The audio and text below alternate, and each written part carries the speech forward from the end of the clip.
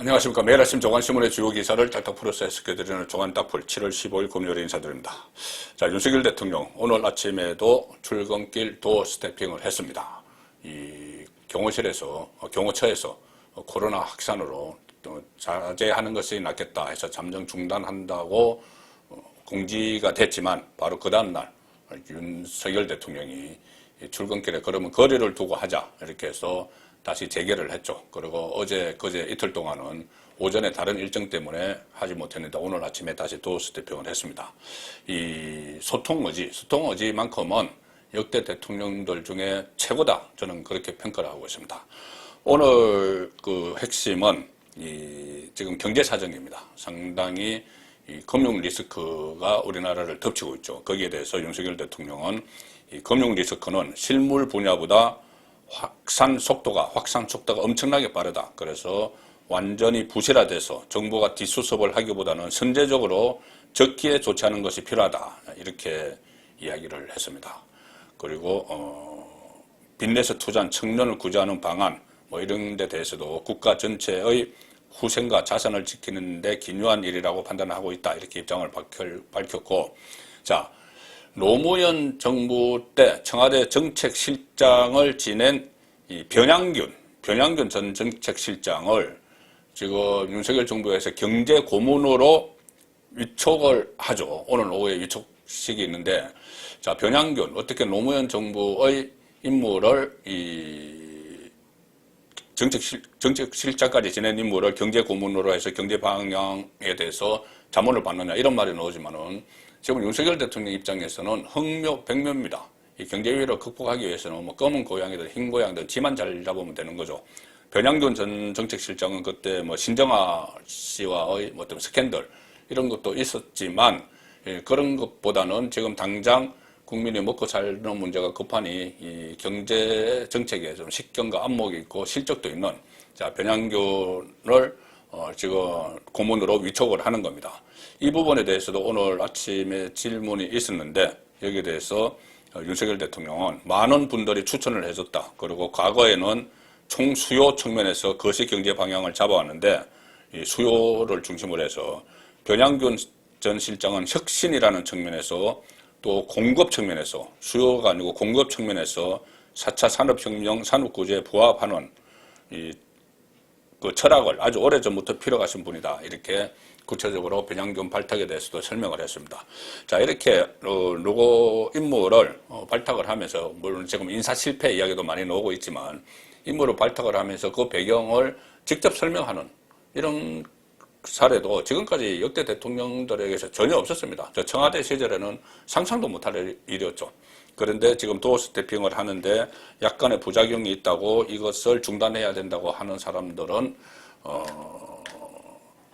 소통을 하지 말자는 이야기죠. 저는 이 도어 스태핑을 통한 소통은 일부 부작용은 있지만 그것이 나중에 점차 개선될 걸로 보고 이것은 계속돼야 된다. 그런 입장을 계속 저는 말씀을 드리고 있습니다. 자, 이렇게 윤석열 정부는 경제위기 극복을 위해서 지금 안간 힘을 쓰고 있죠. 자, 이 와중에 전임 문재인 정권이 저지른 일 때문에 지금 대한민국이 국제사회의 맹비난을 받고 있습니다. 마치 야만 국가처럼 취급이 되고 있죠.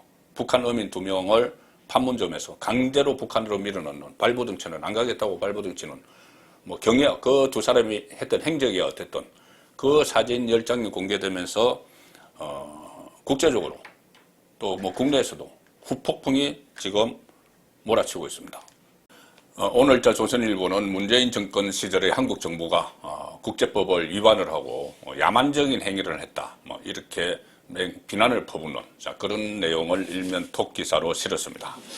국제인권단체들 기순어민 북송 이것은 국제법 위반이다. 국제법 위반뿐이 아니고 국내법 위반이라는 이 주장도 제기가 되고 있죠. 자, 헌법상 한반도에 속하는 한반도는 모두 대한민국의 영토인데 자, 북한 주민이라도 헌법상 대한민국 국민인데 그 국민을 사지에 몰아넣었다. 그런 지적이 나오면은 이것은 또 국내법 위반이 되는 겁니다. 국제인권단체들 기순어민 북송 이것은 국제법 위반. 그래서 기사 내용을 보면은 보편적인 인권 가치뿐만이 아니고 국제법상 강제 송환 금지 원칙, 또 유엔 고문 방지 협약, 북한으로 북송되면 고문이 뻔하죠. 그런 것을 무시한 반인권적 행위였다는 비판이 해외에서 잇따르고 있다. 자, 인권 변호사를 자처하는 문재인 대통령 시절에 일어난 일입니다. 반인권적 행위.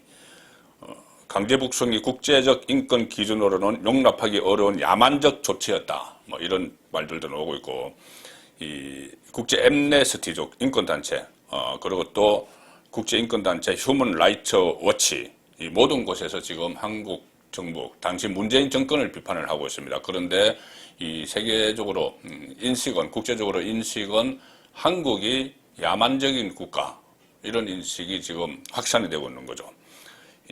한국은 한반도에 거주하는 모든 한국인을 한국 시민으로 간주하고 있기 때문에 이 두 사람도 시민으로 고려했어야 했다. 자, 이런 것이 국제인권단체에서 나오는 이야기입니다. 이 사람들을 북한에 강제로 돌려보낸 것이 국제법뿐만 아니라 한국법을 위반했는지 조사해야 한다.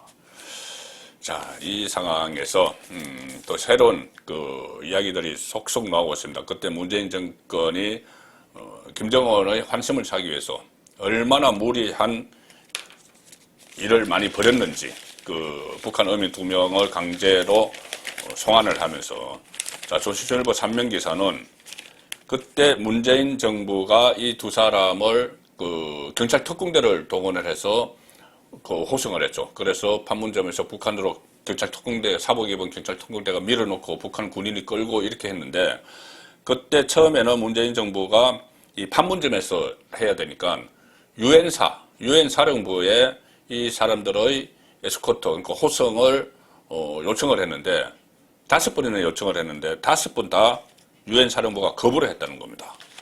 그리고 또 거부를 하면서 절대 그 사람들을 호송할 때 안대를 채우거나 결박을 하거나 하지 마라. 자, 유엔 사령부가 그 부탁을 해오니 유엔 사령부 쪽에서, 그러니까 JSA가 하라는 이야기죠. JSA 한국군부대, JSA가 하라는 이야기인데, JSA는 유엔사의 통제를 받기 때문에. 그런데 이 요청을 받고 거부를 하면서 안돼 하거나 결박하지 말라 이렇게 경고를 했다는 겁니다. 인권 보호 차원이죠. 국민의힘 국가안보문란 실태조사 태스크포스 단장 한기호 의원이 복수의 군과 정부 관계자들에게 확인한 결과 유엔사가 당시 문재인 정부 쪽의 북송 지원 요청을 5, 6차례 거절했다. 유엔사는 이렇게 이야기했다고 합니다. 당시에 판문점에서 안대, 포성줄 등을 사용할 수 없으며 또 그런 상태로 민간인 송환은 이루어질 수 없다. 이렇게 딱 잘라 말했다고 합니다. 그래서 경찰 특공대를 동원을 한 거죠. 경찰 특공대도 처음에 무슨 임무로 자기들이 차출되는지 영문도 모른 채 가서 그 임무를 수행했다. 이런 말도 나오고 있는 상황이죠.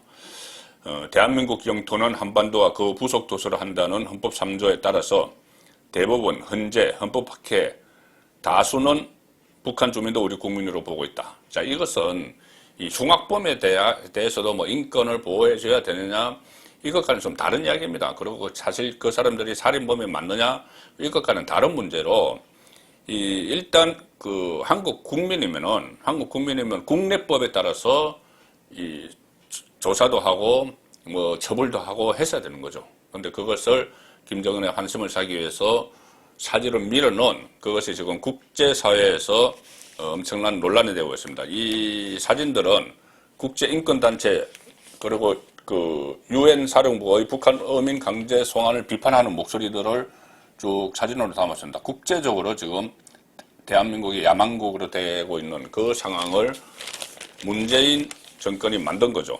그리고 그 아래 보시면은 지금 이 사람들이 잘못한 걸 아는지 서울이어서 김연철 당시 통일부 장관도 최근 미국으로 출국을 했습니다. 도피성이라는 의혹을 받기 충분하죠. 지금 벌써 그 수사가 진행이 되고 있고 감사도 진행이 되고 있는데, 김연철 당시 통일부 장관은 국회에 나와서 거짓말을 했죠. 그 북한 어민 두 사람이 기순 의향서를 썼는데 진정성이 없다. 왜 그러냐면 이 두 사람이 죽어도 뭐 북한에 가서 죽겠다고 그랬다. 그 기소할 의향이 없는 것 같다. 이런 식으로 국회에서 이야기를 했는데 이 실제로는 북한에 가기 싫어서 자해 행위를 하는 그런 이 사진까지 다 공개가 됐죠. 그래서 스스로 자기 몸을 자해할 정도로 북한에 가기 싫어하는 그 사람들이 죽어도 북한에 가서 죽겠다 이렇게 이야기했다고 거짓말을 한 겁니다.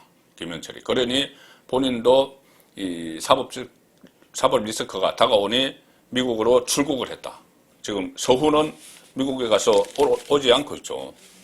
그리고 또 당시 국정원 직원이 이 강제 북송에 반대하면서 사표까지 냈다. 그런 국정원 직원도 있습니다. 전직 국정원 직원 A씨가 조선일보 기자와 만나서 당시 강제 북송은 문제라고 생각했고 지금도 그렇게 생각한다. 검찰 수사가 진행 중인 만큼 무슨 일이 있었는지 다 밝혀질 거다.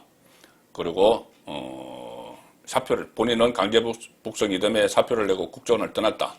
윗선 지시에 반발을 했다. 자, 이런 이야기고, 자, 이것뿐이 아니고 또 이 서해안에 우리 공무원 피살 사건도 있었죠.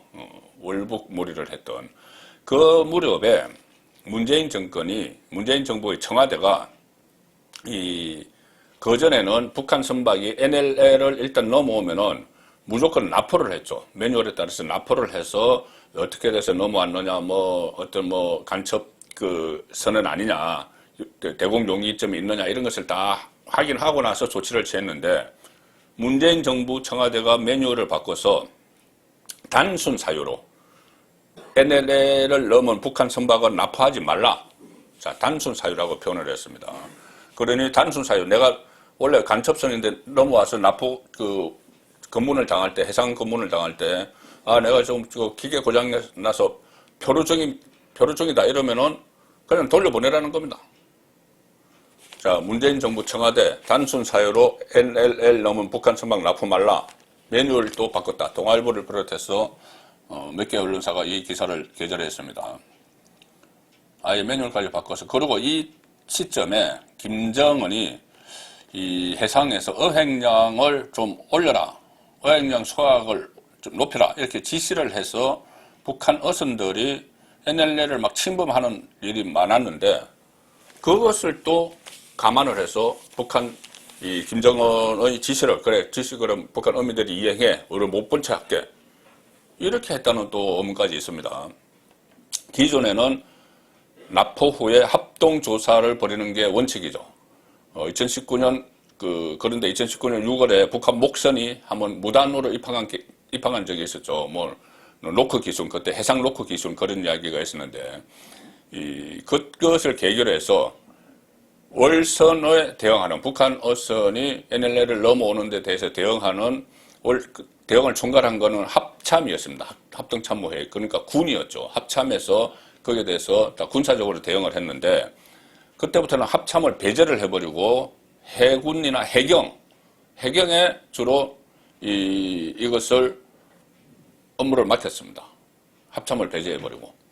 그리고 그때 그렇게 했음에도 그 다음 달에 2019년 7월에 북한 선박을 군이 납포를 했죠. 합참이. 납포를 하니까 당시 박항기 합참의장을 청와대로 불러서 고강도로 조사했다.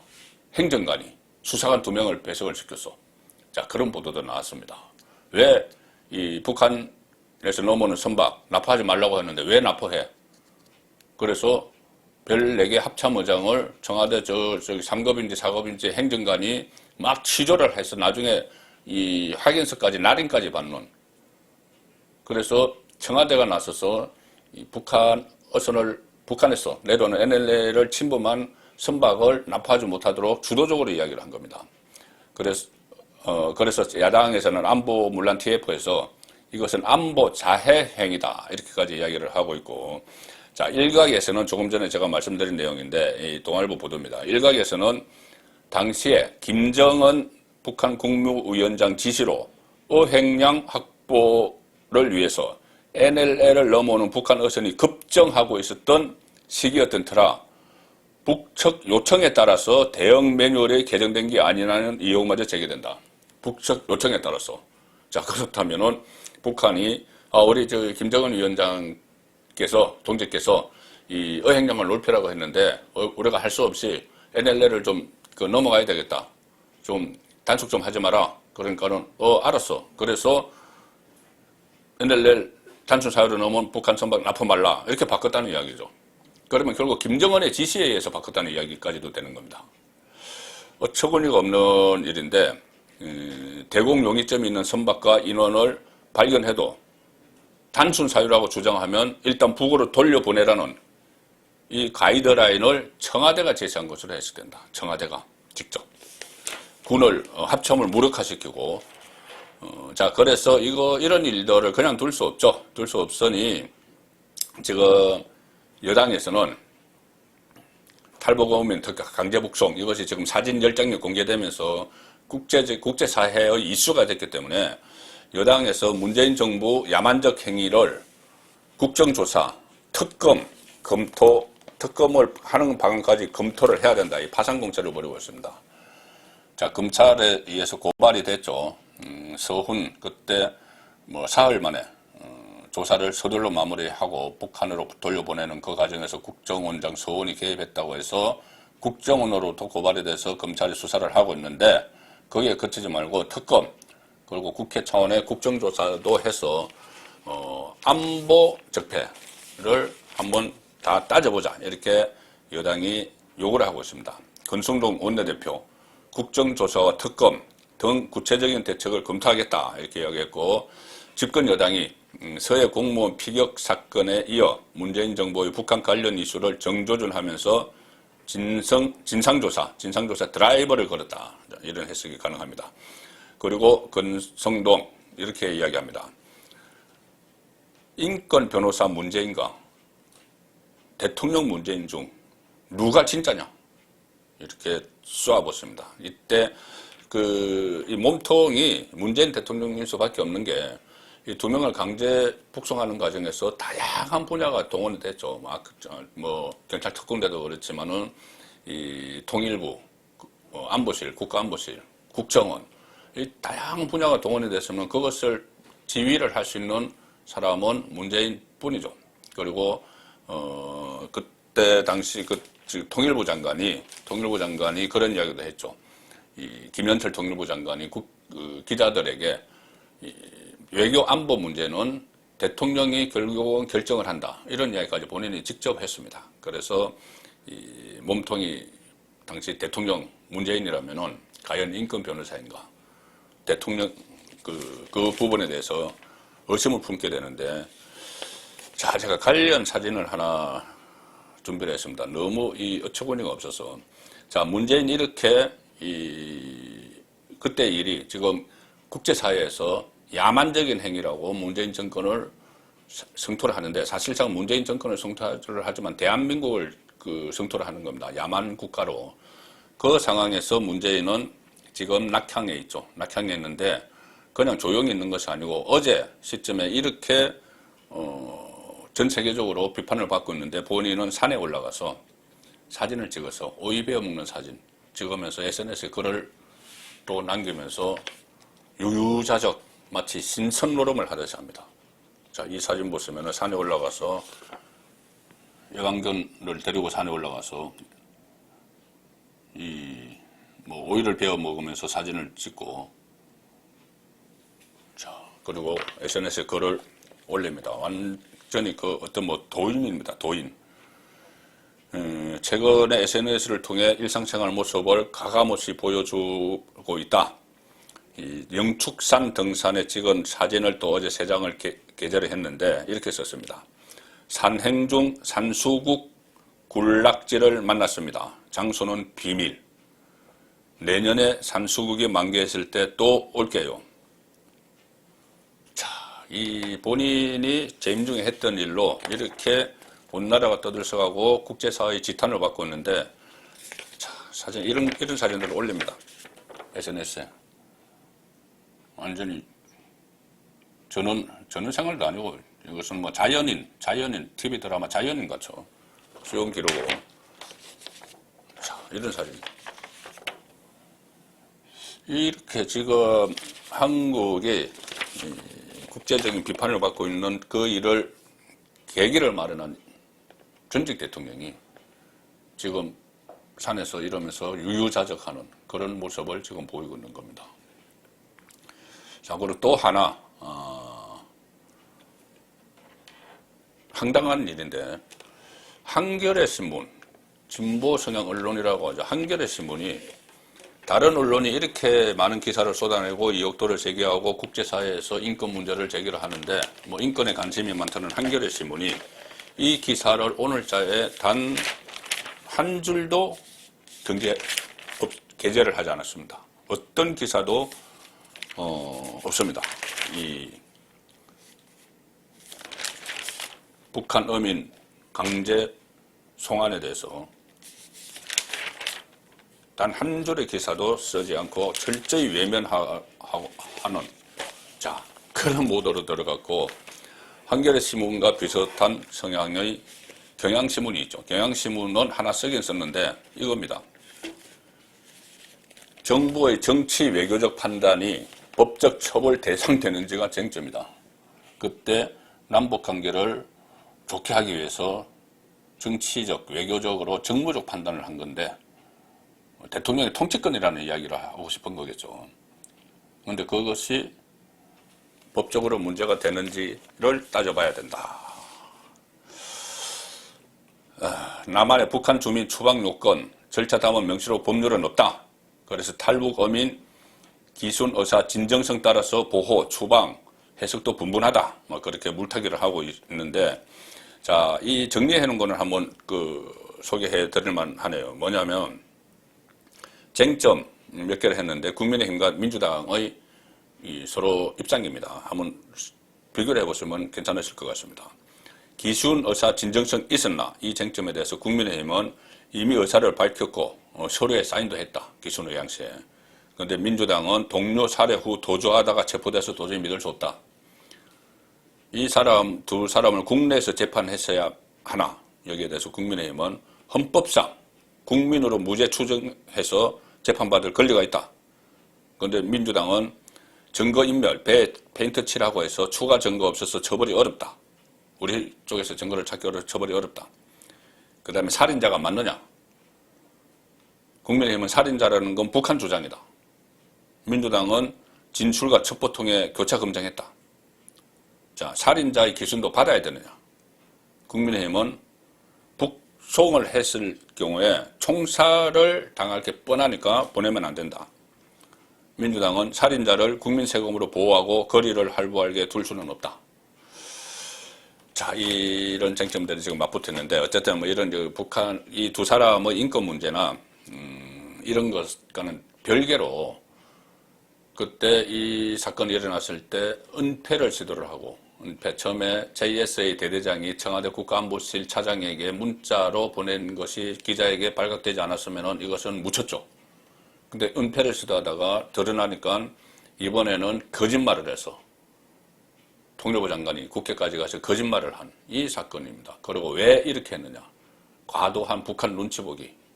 그래서 심지어 나중에는 북한 어선이 이 의획량을 높이기 위해서, 김정은의 지시를 높이기 위해서 NLL을 침범을 해도 그냥 놔둬라. 이런 메뉴를 만드는 것. 그리고 그런 일들을 벌여서 북한에게서 온갖 수모를 당하고 개성 남북 연락 사무소도 폭파되고 또 이렇게 이 서해 국민이 공무원이 피살됐는데도 이것을 월북모를 하고 뭐 북한에서 온 사람 두 사람들을 강제로 보내고 막 이런 것들이 지금 아무런 거기에 따른 남북 문제가 남북 관계가 좋아졌다 이런 것도 전혀 없습니다. 지금 원점으로 다시 돌아갔죠. 그냥 북한에 일방적으로 끌려다니다가 일방적으로 북한에 팽개 쳐버린 그런 것이 문재인 정권이죠. 자, 문재인 정권 때 이런 일들은 다 진상을 규명을 해야 되는데 지금 국민의힘에서는 또 근성동, 장제원 권력투쟁 벌이고 있는 것 같습니다. 두 사람은 서로 아니라고 하지만은 세계일보 기사입니다. 사그라들지 않는 불화설. 근성동 직무대행체제, 이준석이 퇴장하고 나서 직무대행체제, 그다음에 장제원은 조기 전당대 서로 이제 입장이 다른 이것 때문에 부딪히는데 오늘 점심 식사를 하기로 했다. 그래서 우리는 영원한 형제다. 뭐 이런 이야기들을 하고 있지만 자, 식사 뭐 한번 한다고 이게 풀릴 문제가 아니죠. 가장 근본적인 문제가 있습니다. 당권을 어느 쪽에서 잡아서 2년 후 총선을 누가 주도해서 공천권을 행사할 것이냐. 근본적인 문제가 뭐 남아있는데 이게 해결되지 않습니다. 그 와중에 또 자명 중인 이준석 또 여기저기 불쑥불쑥 나타나서 또 페이스북에 막 글을 올립니다. 광주 무등산에서 올린 본인이 SNS에 글을 올렸고 사진은 그 다음에 또 정읍에서 나타났다. 주로 호남 쪽을 이렇게 다니면서 호남에 자기 지지 기반이 많다고 생각을 하는 거겠죠. 그래서 여론전에 대비를 하는 자 그런 모습인데 어제는 페이스북에 이런 글을 올렸습니다. 지난 며칠 구석구석을 돌면서 저와 이미 교류가 있는 당원 동지들과 대화를 하고 있지만 더 많은 분과 교류하고자 한다.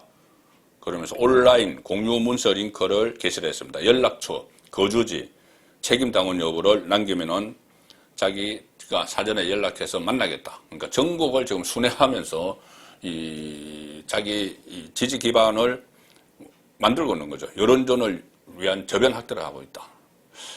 자, 지금 이러고 있을 때인지 참 한심스러운 행태들인데 민주당은 이재명 지금 출마, 뭐 당권 도전, 뭐 방탄용 사법 리스크를 피하기 위해서 방탄용 이런 지지까지 당내에서도 막 쏟아지고 있지만 마이 웨이 이재명 마음 정리됐다 이렇게 이야기했습니다. 재헌절에 당대표 출마 선언 이번 일요일이죠.